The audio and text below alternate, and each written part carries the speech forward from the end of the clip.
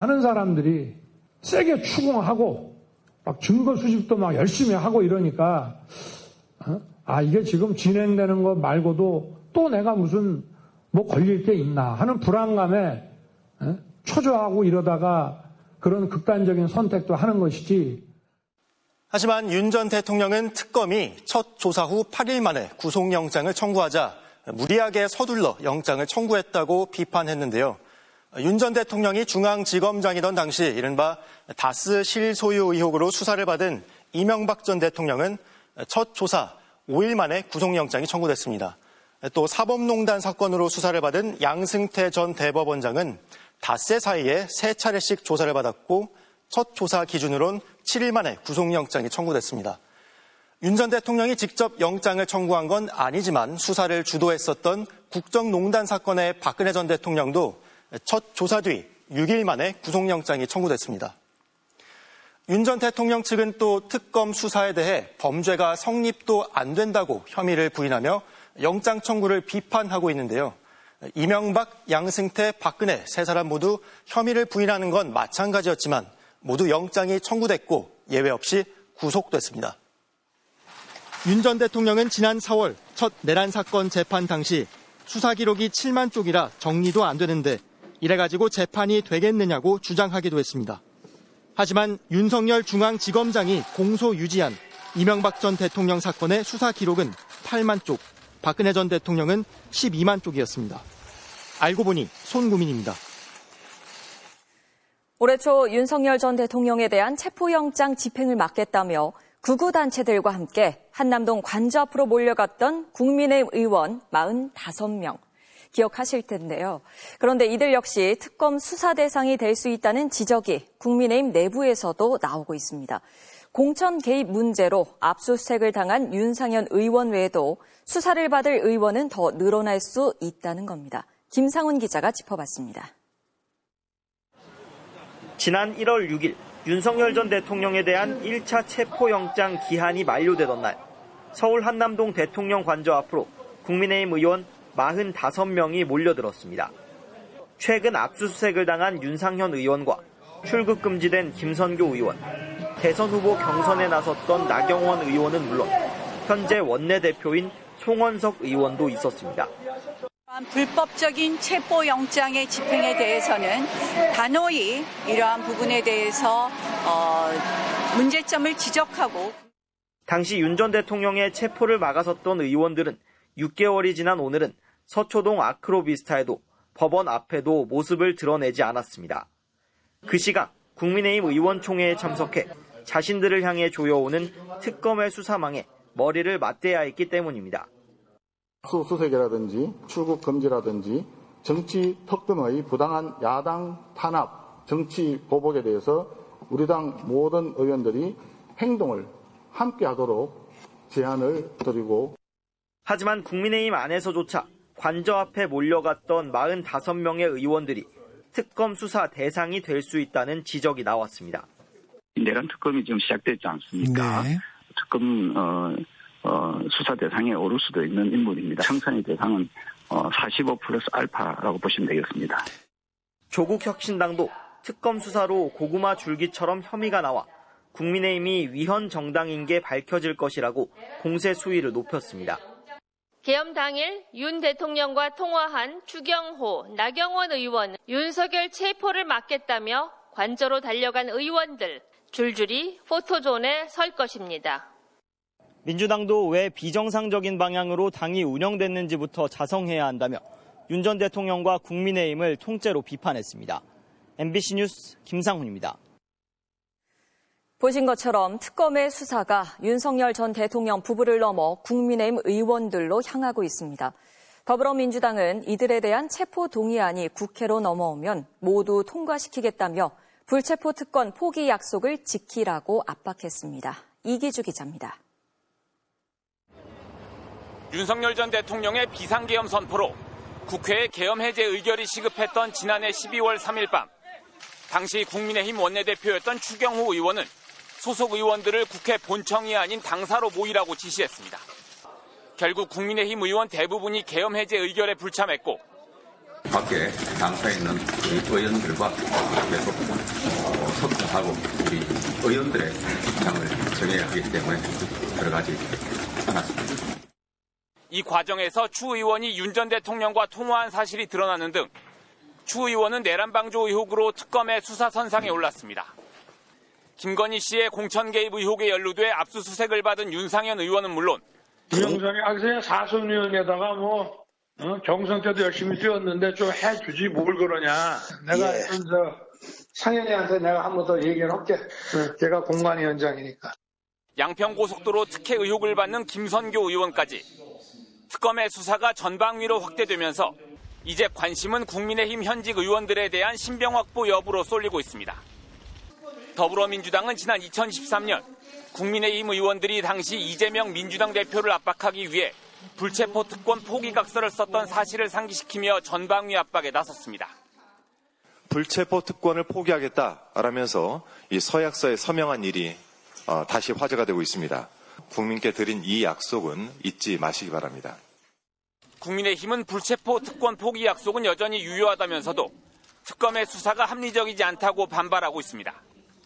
그 원칙에 대해서는 저희가 입장이 바뀌지는 않았습니다. 다만 이번에 진행된 윤상현 의원의 자택 압수수색과 관련되는 부분에 대해서 과잉한 그리고 과도한 조치라는 민주당에 이어 조국혁신당도 체포동의안 가결 의사를 밝힌 가운데 특검의 수사가 누구에게까지 확대될지를 두고 국민의힘의 위기감이 점차 고조되는 분위기입니다. MBC 뉴스 이기주입니다. 최상병 순직 사건과 관련해 윗선의 지시를 거부한 혐의로 재판을 받아온 박정훈 대령에 대해 특검이 항소를 취하하면서 무죄가 확정됐습니다. 부당한 지시를 거부한 것이 정당했다는 건데요. 이제는 최상병 순직 사건 기록 이첩을 막아선 이른바 VIP 경로설의 실체를 밝히기 위한 윗선 수사에 더 속도가 붙을 것으로 보입니다. 이혜리 기자가 보도합니다. 순직 해병특검이 전 해병대 수사단장 박정훈 대령의 항명 혐의 재판에 대한 항소를 취하했습니다. 박 대령이 최상병 순직 사건 조사 기록을 경찰에 넘긴 건 적법한 행위라고 결론 내렸습니다. 이런 상황에서 박정훈 대령에 대해 항명죄 등 공소를 유지하는 것은 오히려 특별검사로서 책임 있는 태도가 아니라고 판단했습니다. 항소심 절차가 종료되면서 박 대령에게 무죄를 선고한 1심 판결이 확정됐습니다. 마침내 부당한 지시 거부가 법적으로도 정당했다는 판단을 받게 된 겁니다. 재작년 최상병 순직 사건의 초동 수사를 지휘한 박 대령은 이종섭 당시 국방장관의 결재까지 받은 수사 기록을 돌연 경찰에 보내지 말라는 지시가 내려오자 이를 거부했다가 오히려 항명 혐의로 수사와 재판을 받아왔습니다. 절차대로 법대로 규정대로 진행되면 될 일입니다. 한 사람의 경로로 인해서 이 모든 것이 꼬이고 모든 것이 엉망진창이 되고 지금 현재 수많은 사람이 범죄자가 되었습니다. 박 대령의 무죄 확정에 따라 윗선 지시의 위법성이 좀 더 선명해지면서 이른바 VIP 경로설 등 외압 의혹 규명을 위한 특검의 수사는 더욱 속도가 붙을 것으로 보입니다. 특검은 모레 윤석열 전 대통령이 최상병 사건 처리를 보고받고 경로했다고 알려진 대통령실 회의 참석자인 김태효 전 국가안보실 1차장을 불러 조사하기로 했습니다. 또 다른 참석자인 조태용 전 안보실장, 임기훈 전 국방비서관은 물론 대통령실과의 통화 뒤 이첩 보류를 지시한 이종섭 전 국방장관 등에 대한 조사도 줄줄이 이어질 전망입니다. 또 특검은 군검찰의 박 대령 수사와 기소가 공소권 남용이라고 못 박으며 표적 수사 의혹을 받고 있는 군검찰 관계자들에 대한 수사도 예고했습니다. 국방부 검찰단이 박정훈 대령을 집단 항명 수괴라는 혐의로 입건해 항명죄로 공소를 제기한 것은 공소권 남용에 해당한다. 박 대령을 항명 혐의로 수사했던 국방부 검찰단의 책임자인 김동혁 단장에 대해 국방부는 특검의 요청에 따라 직무 정지를 위한 분리 파견을 조치할 예정이라고 밝혔습니다. MBC 뉴스 이혜리입니다. 이재명 대통령은 오늘 용산 대통령실에 조계종 총무원장 진우 스님과 김종혁 한국교회 총연합회 대표회장, 이용은 한국천주교 주교회 의장 등 국내 7개 종교 지도자 등을 초청해 오찬을 함께했습니다. 이 자리에서 이 대통령은 각별한 관심으로 우리 사회가 서로 존중하고 화합하고 손잡고 사는 포용적인 세상이 될 수 있게 큰 역할을 기대한다며 종교계 지도자들에게 사회 통합에 나서달라고 당부했습니다. 이진숙 방송통신위원장은 다음 주부터 국무회의에 참석하지 못합니다. 정치적인 발언을 거듭해온 이 위원장이 비공개 회의 내용을 본인 정치에 활용한다는 판단에 대통령실이 회의 배제를 결정했습니다. 김정우 기자의 보도입니다. 대통령실이 국무회의 배석자 명단에서 이진숙 방송통신위원장을 제외하기로 했습니다. 공무원 신분인 이 위원장이 국무회의에서 정치적인 입장을 계속 표명하고 자신의 SNS에 정치적 견해를 올리는 등 공무원의 중립 의무를 위반하는 행위가 반복됐기 때문입니다. 대통령실은 이 위원장의 이른바 자기 정치도 배제 근거로 들었습니다. 비공개 회의에서 나온 발언이나 토의 내용을 대통령실 대변인의 공식 브리핑 외에 기사화하거나 왜곡해 정치에 활용하는 건 부적절한 공직기강 해이입니다. 지난 정부에 임명된 이진숙 방통위원장은 새 정부 출범 이후 여권과 줄곧 갈등을 빚어왔습니다. 그제 국회 과방위원회 전체 회의에선 이 대통령으로부터 방송 3법과 관련 업무 지시를 받았다고 주장했다. 현장에서 아니라고 팩트체크 당하는 해프닝이 벌어졌습니다. 어제 국무회의에선 회의가 끝나갈 무렵 할 말이 있다며 강변하다. 이 대통령으로부터 비공개 회의를 개인 정치에 왜곡해선 안 된다며 질책을 받았습니다. 이미 감사원으로부터 유튜브 등 SNS에서 정치 편향적 발언을 해 공무원의 중립 의무를 어겼다며 주의 조치를 받은 상태였는데도 이 위원장이 오늘 아침 또다시 개인 SNS에 글을 올리자 대통령실이 회의 배제를 결정한 겁니다. 의장인 대통령이 필요하다고 판단하면 국무위원이 아닌 주요 공직자를 부를 수 있고 필요 없으면 부르지 않을 수도 있다고 대통령실은 설명했습니다. 더불어민주당은 이 위원장의 국가공무원법 위반 혐의를 신속히 수사하라 촉구했고 수사당국은 더 이상 자고 우면하지 말고 이진숙 위원장의 위법 행위를 엄단에 처할 것을 다시 한번 촉구한다. 국민의힘은 비판을 왜곡으로 몰아세운다며 반발했습니다.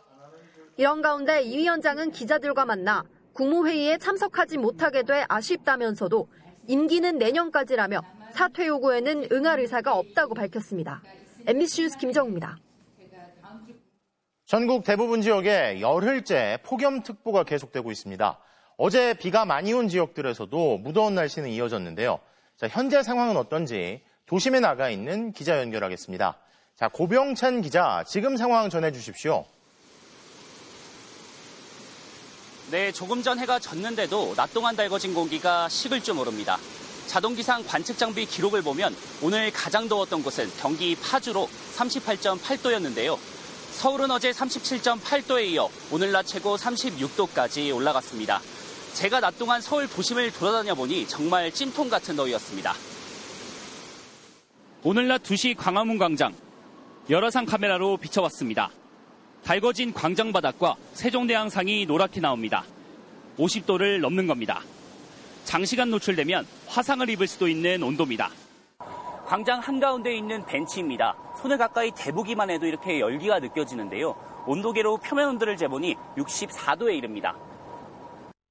가만히 있어도 땀이 흐르는 날씨에 양산도 그늘도 소용없습니다. 도저히 안 돼서 선풍기 사고 이렇게 우산 양산 사고 했는데 또 갑자기 저녁에 비도 오고 하니까 날씨 더 습해지고 지금 특히 더 더운 것 같아요.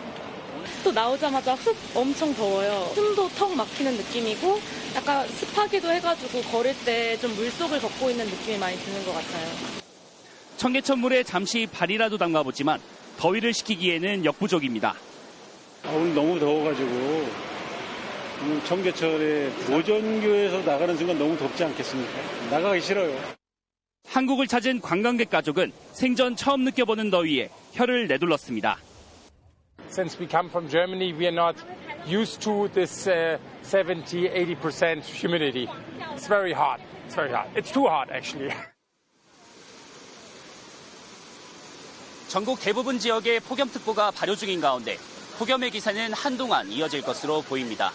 기상청은 적어도 다음 주 초까지 낮에는 폭염, 밤에는 열대야가 계속될 것으로 내다봤습니다. MBC 뉴스 고병찬입니다.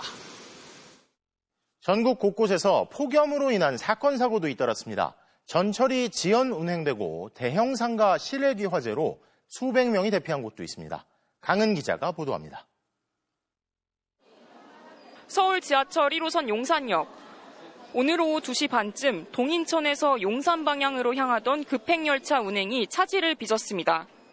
폭염으로 철로가 팽창할 가능성에 대비해 일부 구간에서 열차 속도를 줄여 운행하던 중 열차 한 대가 회차하면서 발생한 일입니다.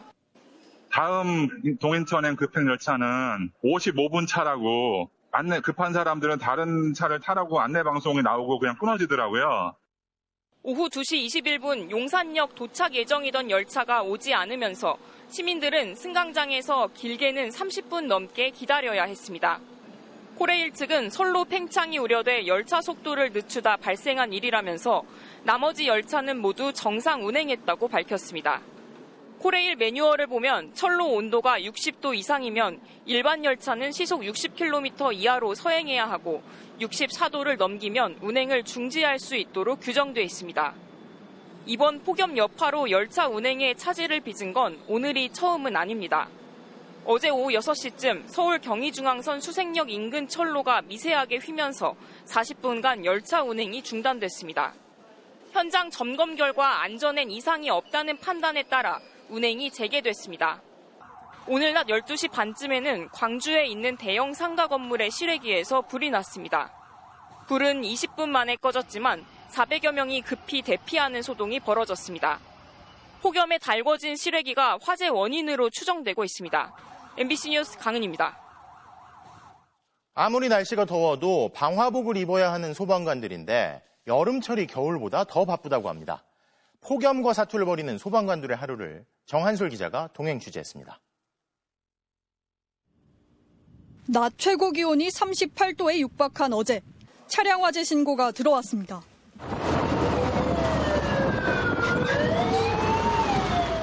(1분 1초가) 아쉬운 순간 흔들리는 소방차 안에서 방화복을 껴입습니다. LPG 가스 차량이니까 접근할 때 좀 조심해야 돼요. 산소통에 호흡기까지 27kg짜리 장비를 착용하고 현장에 접근합니다. 먼저 도착한 대원들의 초동 조치로 불은 금방 잡혔습니다.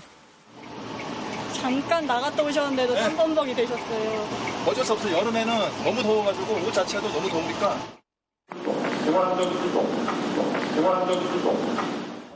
복귀하자마자 이번에는 벌집 신고입니다. 가까이 가지는 마시고요. 저희가 도착해서 한 번 더 확인해 볼게요. 여름에가 가장 많이 들어오는데 많으면 하루에 20건 씻고 나가고. 동료의 도움을 받아 보호복을 입고 손목과 발목에 테이프를 칭칭 감습니다. 벌이 들어오지 못하도록 온몸을 밀봉한 채 벌집 제거에 나섭니다. 입고 1분만, 딱 1분만 있더라도 온몸에 땀이 젖을 만큼 굉장히 덥고요. 방화복 상하이와 산소 마스크, 헬멧까지 소방관 장비를 직접 착용해봤습니다. 제가 지금 방화복을 모두 착용해봤는데요. 산소통까지 합하면 20kg이 넘다 보니까 이렇게 걷는 것조차 버거울 지경이고요. 소매를 보시면 겨울 외투 수준으로 두껍습니다. 10분도 채 안 돼 벗었는데 땀이 줄줄 흐릅니다. 스키복 정도의 두께가 되는데 또 여름에는 거의 탈진이 올 정도로 많이 덥고 속옷까지 다 접을 정도로. 어제 하루 경기 남양주 소방서 한 곳의 출동 건수는 200건에 달했습니다. 작년 전국 출동 현황을 보면 7, 8월에 50여만 건으로 월 평균 40만 건을 크게 웃돕니다. 냉방기 화재도 잦고 온열 질환자나 순환 구조도 많아 여름이 겨울보다 바쁩니다. 소방관 폭염 대책으로 냉방시설과 제빙기 등을 갖춘 회복 지원 버스가 배치되지만 모든 현장에 다 지원되는 건 아닙니다. 소방관으로서 하는 일이기 때문에 사명을 갖고 하는 거죠. MBC 뉴스 정한솔입니다.